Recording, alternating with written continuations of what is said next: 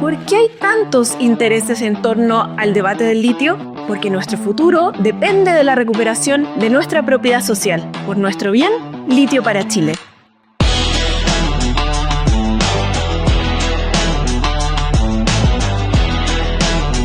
Hoy Chile vive un momento electoral decisivo. 3 grandes temas se han convertido en el eje de todas las conversaciones públicas. El futuro del sector de emprendedores, la seguridad en los territorios y la economía nacional para el progreso. Aunque parecen asuntos distintos, en realidad están profundamente interconectados, porque todos ellos dependen de la misma pregunta: ¿cómo financiamos un desarrollo que esté a la altura de los desafíos de este tiempo? Chile es un país donde desde hace décadas se habla del emprendimiento, ¿sí o no? Con un enorme entusiasmo, como si fuera algo fundamental. Pero cuando miramos en profundidad descubrimos una realidad dura y cotidiana. La mayoría de los microempresarios, de los emprendedores, son parte de economías de sobrevivencia. Personas que ante la falta de empleos dignos inventan sus propios caminos para generar ingresos. Pero sin capital, sin tecnología y sin redes de comercialización. Decimos que fomentamos el emprendimiento, pero en realidad lo que se hace públicamente se hace desde la precariedad. Lo que se necesita, en cambio, no es más personas que emprendan por necesidad, sino que puedan crecer con un apoyo real, con un proceso de digitalización, con acceso a nuevas tecnologías, con un instituto de desarrollo empresarial que acompañe toda la etapa de crecimiento de cualquier emprendimiento, con una asistencia de alta complejidad que hoy solo está disponible para unos pocos. El desafío es construir un ecosistema financiado con políticas públicas, donde los pequeños negocios tengan acceso a los mismos niveles de herramientas que tienen las grandes compañías. Al mismo tiempo, la conversación sobre seguridad se ha transformado en un clamor transversal. Los municipios están sobreexigidos, están sobrepasados, intentando responder con los presupuestos que son insuficientes. Pero hoy existen soluciones tecnológicas probadas en el mundo. Drones de patrullaje, sistemas de cámaras con inteligencia artificial, plataformas de reacción rápida con redes comunitarias de prevención. Lo que falta en realidad no es tecnología, lo que falta es la capacidad de financiarla y de acompañarla con centros integrales de desarrollo cultural y social. Espacios donde las comunidades puedan canalizar problemas sociales, emocionales, económicos, territoriales, que están en el origen de todas las situaciones de inseguridad que hoy vemos. La seguridad no se resuelve solo con más personal policial, se resuelve con comunidad, recursos, tecnología y con más Estado. En el corazón de esta discusión está la economía. La emergencia climática que enfrentamos en Chile con incendios forestales, sequías prolongadas, pérdida de ecosistemas requieren sistemas capaces de anticiparse y actuar antes de que ocurran. Podemos prevenir estas catástrofes, podemos hacerlo con tecnología de prevención temprana, con sistemas de regadío inteligentes en las zonas agrícolas, con drones de fumigación y monitoreo. No como herramientas exclusivas de las grandes empresas, sino como parte de un servicio público que llegue a los pequeños agricultores, a las medianas empresas agrícolas, a las comunidades rurales y muy por cierto a los municipios. La tecnología está disponible. El desafío es democratizarla y financiarla con recursos públicos. Pero cada una de estas soluciones, desde los drones de seguridad hasta el sistema de regadío inteligente, desde la digitalización de los emprendedores hasta la instalación de institutos de desarrollo empresarial, requieren de una condición básica, de recursos.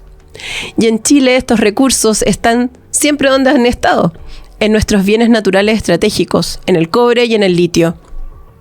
En los bienes estratégicos que han sostenido nuestro país durante siglos, pero que todavía están al servicio de unos pocos.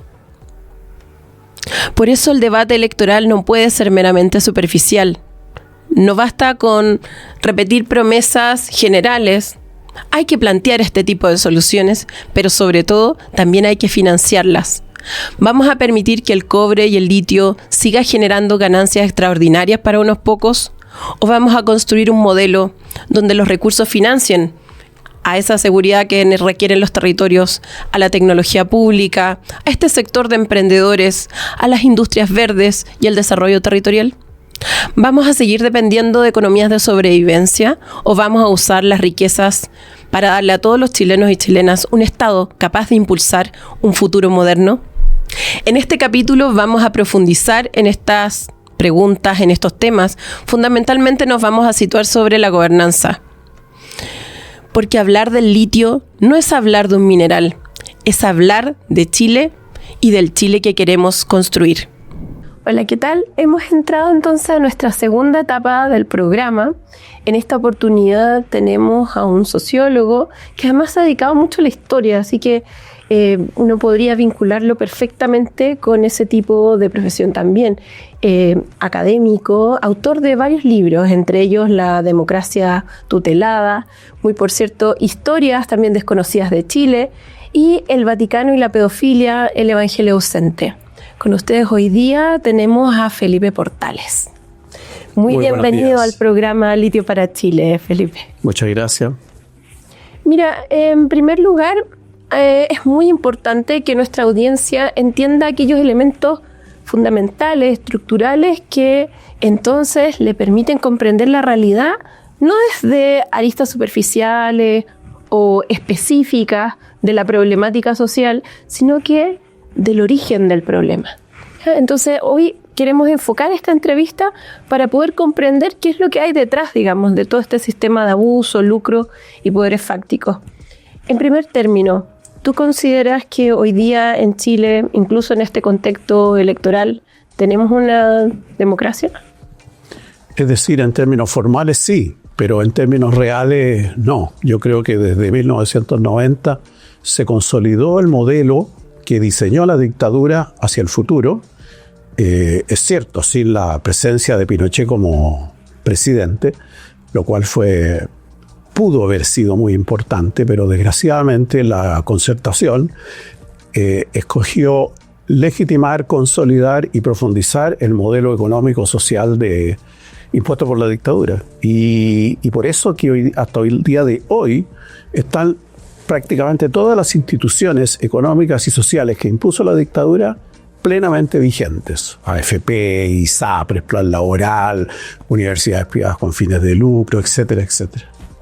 Y entonces esto vendría a generar un modelo en donde no solo han habido como resistencias desde la élite y sus instituciones, sino que también esto ha tenido un correlato en relación a el alto nivel de desafección de las instituciones y sus autoridades, pero al mismo tiempo la falta de legitimidad que uno puede observar también en los distintos agentes de la sociedad.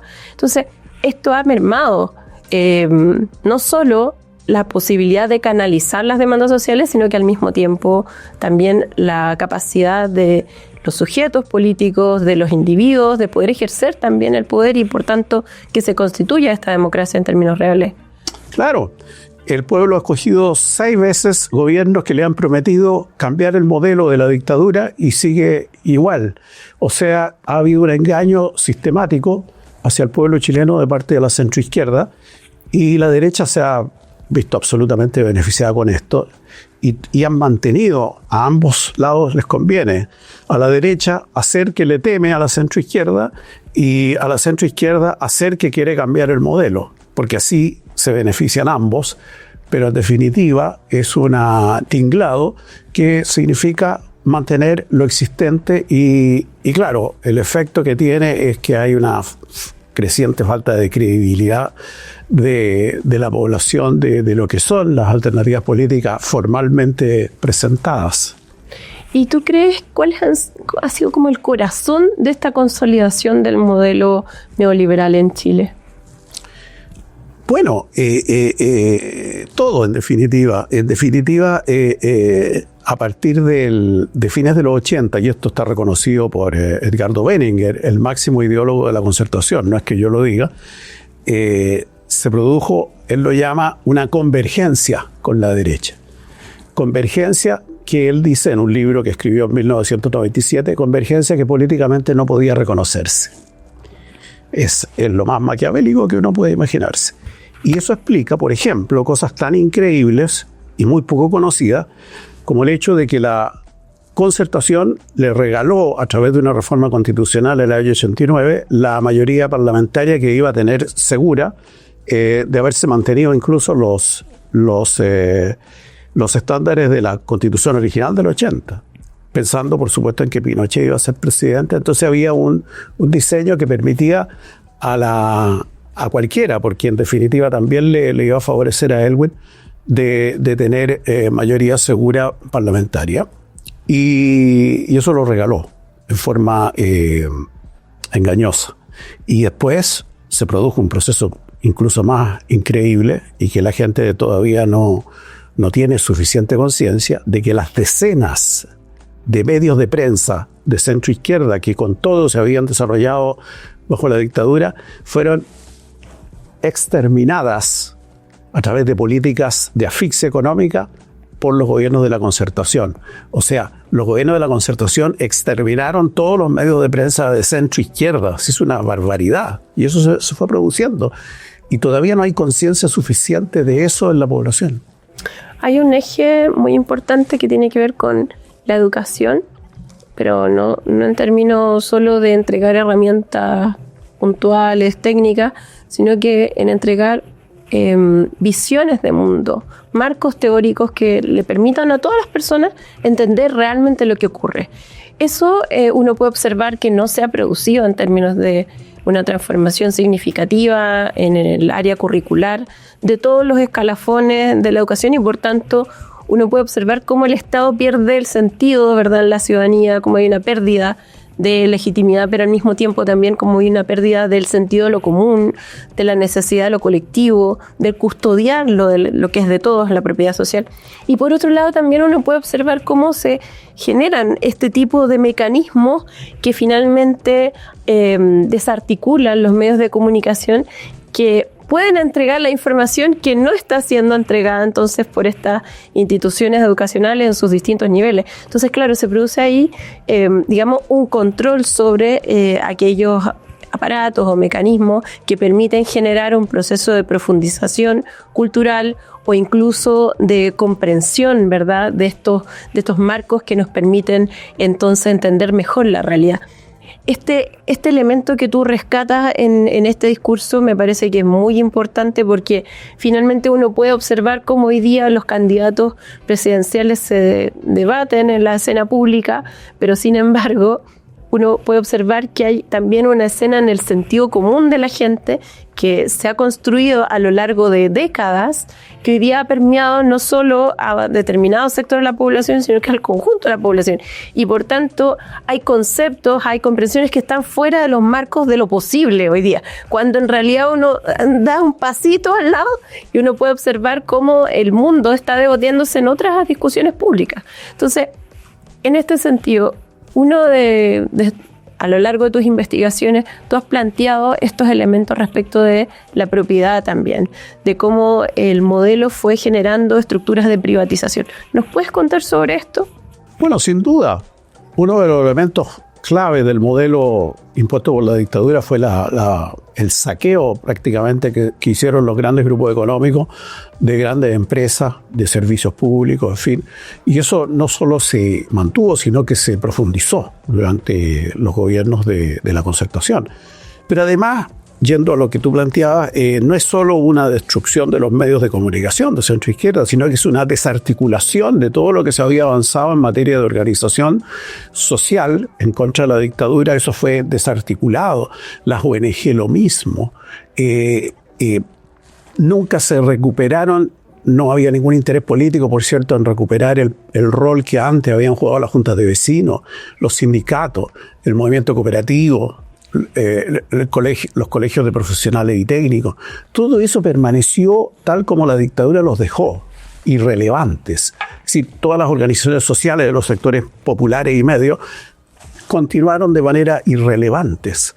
La educación, por cierto, mantuvo su diseño absolutamente individualista, y incluso más como conversábamos antes, se mantuvo la educación de la historia de Chile en los marcos que a la élite económica y social les interesaba. A mí eso me llama mucho la atención. Nada. O sea, el análisis, por ejemplo, económico de la dictadura es como si la dictadura hubiera generado una bonanza económica cuando tuvimos las crisis más importantes durante la dictadura, incluso los procesos inflacionarios más altos. Entonces, uno dice, ¿cómo modificaron incluso el relato hasta en la historia? Pero además incluso se llegó a cosas increíbles y muchos auditores menores de edad no lo vivieron. Durante años, a partir, yo creo que durante los 90, Televisión Nacional particularmente no mencionaba la palabra dictadura. Es decir, en el imaginario colectivo, la dictadura dejó de existir prácticamente. Y nunca hubo un debate por supuesto, sobre las llamadas en ese momento modernizaciones. Nunca hubo debate sobre la AFP, el Televisión Nacional, sobre la ISAPRE. O sea, sobre todas estas cosas que evidentemente cuando la centroizquierda era centroizquierda en los 80, había prometido sustituirlas. No solo no las sustituyó, sino que ni siquiera eran materia de debate. O sea, se naturalizó la obra de la dictadura, con excepción, por cierto, de las torturas, de las desapariciones y de las ejecuciones, pero toda la obra, digamos, constructiva de la dictadura permaneció absolutamente. Y no era siquiera tema de debate. Y en términos de qué es lo que hace los gobiernos de la postdictadura en torno a las privatizaciones. Las profundizan. Y las promesas que había de revisar al menos las últimas privatizaciones de la dictadura, que fueron absolutamente vergonzosas en términos de corrupción y de... todo eso se mantuvo absolutamente. Y además se siguieron adelante los procesos de privatización. Entonces, claro, sí, fue una profundización del modelo de la dictadura, con algunos pequeños ajustes en términos de mejorar la situación de los más pobres, y punto. O sea, y claro, se vio favorecido esta profundización del modelo porque hubo un crecimiento económico muy importante en la década de los 90, por lo menos hasta el año 98, hasta la crisis asiática, porque además hubo una gran inversión extranjera que llegó. En definitiva, curiosamente, la dictadura que había abierto el país a la inversión extranjera no quiso venir mucho, porque esto era una dictadura tan combatida a nivel mundial y que no tenía proyección quizás. Y después con la llegada de la concertación, que en el fondo continuó con el modelo, vinieron, pero a raudales, los capitales extranjeros, particularmente a comienzos de los 90, y ahí se empezó a producir la efectiva desnacionalización del cobre. El cobre, que era en un 100% prácticamente del Estado, llegó a menos de un 30% ahora a ser del Estado. Porque claro, llegaron estos grandes capitales por el decreto ley, que era absolutamente concesivo a esos grandes capitales que había establecido la dictadura, y que la concertación en la oposición a la dictadura había prometido, por supuesto, eliminarlo. Lo continuó haciendo, como en general todo el diseño económico y social de la dictadura lo profundizó.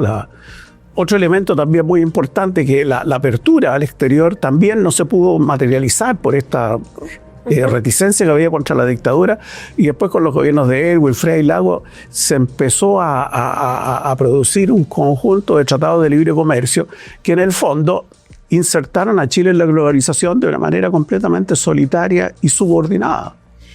Consolidando además un modelo primario exportador, es decir, que vendemos materias primas sin valor agregado. Y por tanto recibimos rentas muy pequeñas por las exportaciones que desarrollamos. Exactamente.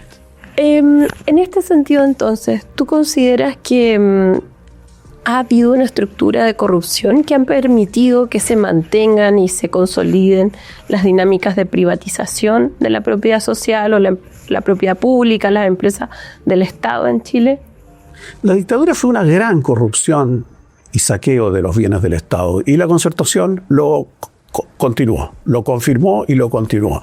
Es decir, desde el punto de vista más profundo, la Concertación ha sido un gobierno absolutamente corrupto desde el punto de vista de favorecer los intereses, no corrupción en la coima, no, una cosa mucho más global. Una corrupción de mantener el saqueo que hizo la dictadura en favor de los grandes grupos económicos. Eso lo mantuvo y profundizó la Concertación. Desde ese punto de vista, la gran corrupción que significó la dictadura fue absolutamente continuada y aumentada, digamos, por los gobiernos de la Concertación. Eso independientemente de formas de corrupción más individuales que fueron cada vez mayores y que hoy día ya llegan a niveles increíbles. Muy interesante este concepto de corrupción global, o sea, no son casos particulares ni personales, sino que en definitiva afectan a un nivel macroeconómico, ¿verdad? Nuestra propiedad social producto de este ecosistema de corrupción. La AFP fue toda la plata de los trabajadores, se la entregaron a los grandes grupos económicos. Eso es una gran corrupción, además de injusticia social, etcétera. Así es. Y en este sentido, entonces, ¿tú consideras que ha habido una parte de esa estructura de corrupción ha permeado la toma de decisiones en el caso del uso del litio? Sabemos que la empresa que explotaba el salar de Atacama, Soquimich SQM, en la década de los 70 era del Estado y en la década de los 80 se va privatizando por porcentaje y va adquiriendo esa propiedad. El yerno de Pinochet, o sea, el yerno de Pinochet toma la decisión de privatizarla, se otorga un crédito a sí mismo, un crédito con, además, aval del Estado. Y muy por cierto, entonces genera ese proceso de privatización en Soquimich. Esto está en un informe del Congreso de la República que relata con mucho detalle ese proceso de privatización. Pero lo que llama la atención es que una vez terminada la dictadura, esa empresa no se devuelve al Estado y se entregan además una serie de contratos a lo largo del tiempo para que entonces la familia Pinochet y de Julio Ponce Lerú permanezcan, digamos, en el negocio del litio. ¿Cuál es tu opinión respecto de esta situación? Horrorosa. Y además Ponce Lerú empieza a jugar ya un papel mucho más activo en términos ya de corrupción más fina a través de la financiación de campañas electorales, etcétera, etcétera. Entonces se produce ya, esto ya es... No, si Chile se ha convertido en una vergüenza desde el punto de vista humanista, desde el punto de vista de los valores, ya ni siquiera de izquierda, sino que valores mínimos de decencia y de respeto a los valores fundamentales, de corrección, de honestidad, en fin. Increíble. Y en este gobierno uno puede observar que se produce una negociación de más largo plazo. ¿Ya? ¿Por qué? Porque quedan muy pocas reservas de litio en el mundo. ¿Ya? Si uno hace el cálculo, solo tenemos 30 años de reservas de litio. Y entonces el gobierno genera una negociación con Soquimich para entregarle lo que queda de reservas de litio del salar de Atacama, generando entonces un traspaso del 49,9% de las reservas de litio a Soquimich en el marco de un acuerdo de una propiedad conjunta. ¿Cuál es tu opinión respecto de ese acuerdo? Absolutamente increíble, además sin ninguna licitación, nada, es un regalo. Además no se les paga nada. Ni siquiera hay una compra de esos derechos por parte de Soquimich. Se ha analizado, Mauricio Daza y otros han analizado en detalle todos los elementos, además de irregularidad que hay en todo este proceso. Y es vergonzoso, y además que lo haya hecho un gobierno que se supone que se dijo de izquierda, y que lo hizo sin necesidad de tener una mayoría que no la tenía, la mayoría parlamentaria. No, pero esto fue una iniciativa propia de este gobierno de izquierda, que en el fondo ha sido un gobierno también completamente de derecha en lo económico y social. El gobierno de Boris ha seguido absolutamente la línea de los demás gobiernos de la Concertación o de la nueva mayoría en estas materias fundamentales. Y por tanto uno puede observar que además hay un marco de común acuerdo entre las fuerzas políticas, en donde además hay unos límites que no traspasan y que por tanto no tocan los intereses, los grandes intereses de este país, que están además asociados al lucro que ejerce la élite económica en nuestro país. ¿Quisieras darnos unas últimas palabras o un último mensaje para terminar la entrevista?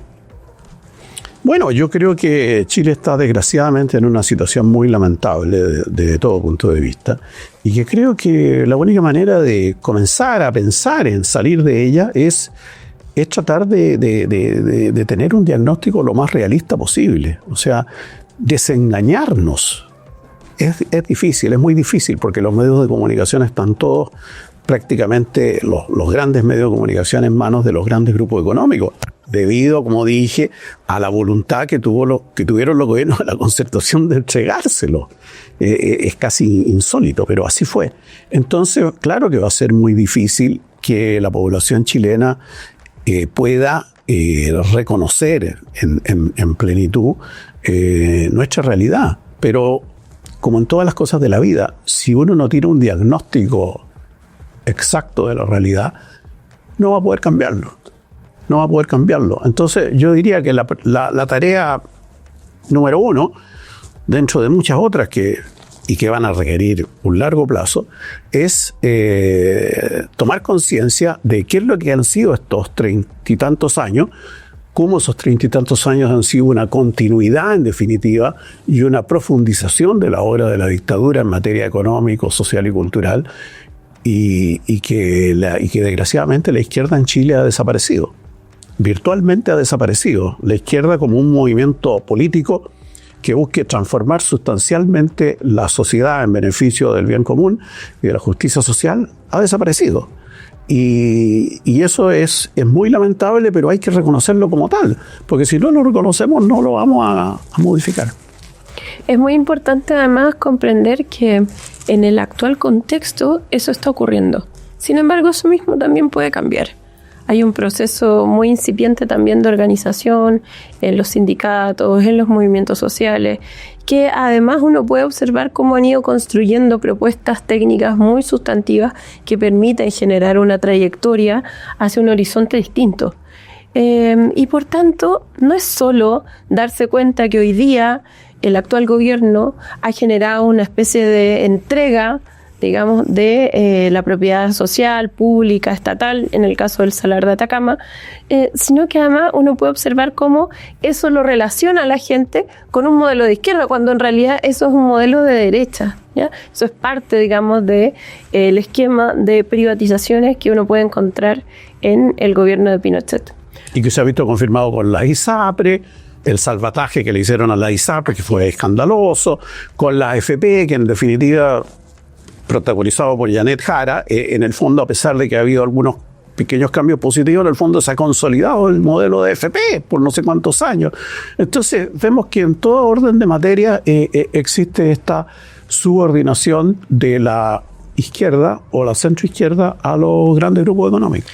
Y es importante plantearlo en este tipo de programas, porque además, si no, después la gente dice, bueno, si da lo mismo votar por A o B, si más o menos hacen lo mismo, hay que ver cuál gestiona mejor. Esa es un poco la dinámica electoral.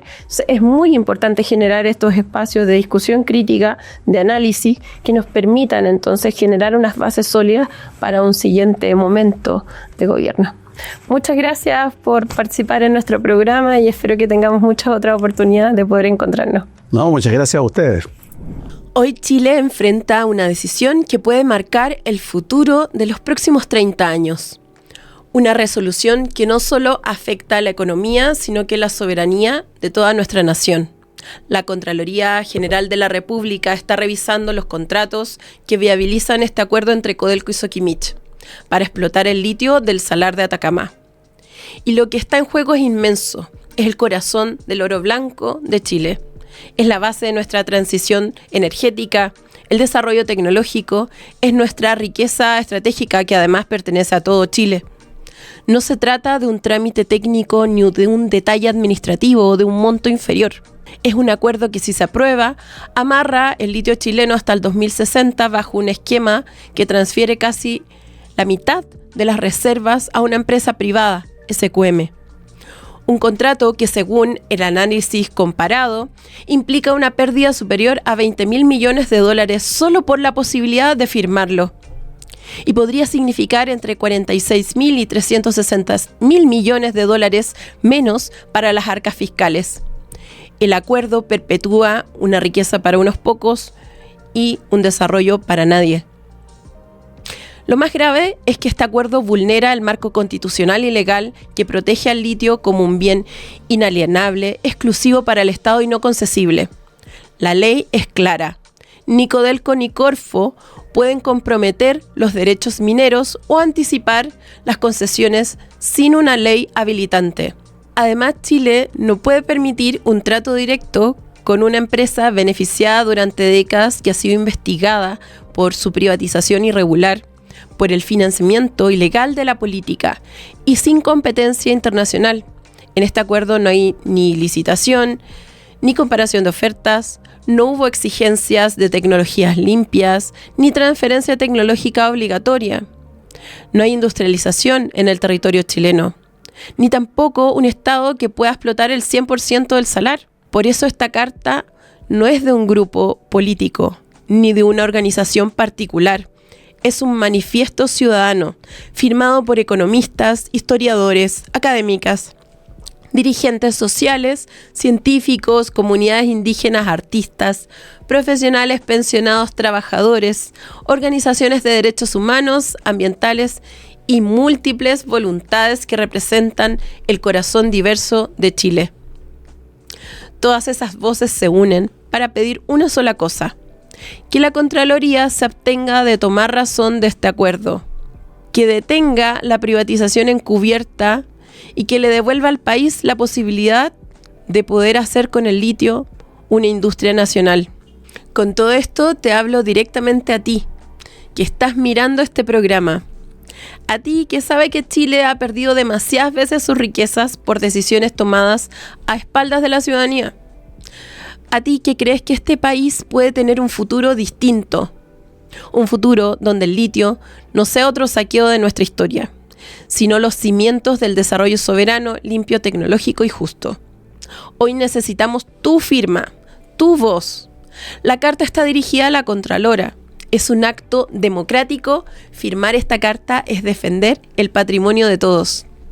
Te invitamos a sumarte, a firmar, a difundir, a conversar en tu hogar, en tu barrio, con tu organización.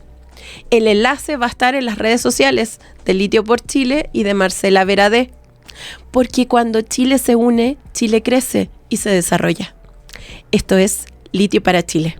¿Por qué hay tantos intereses en torno al debate del litio? Porque nuestro futuro depende de la recuperación de nuestra propiedad social. Por nuestro bien, Litio para Chile.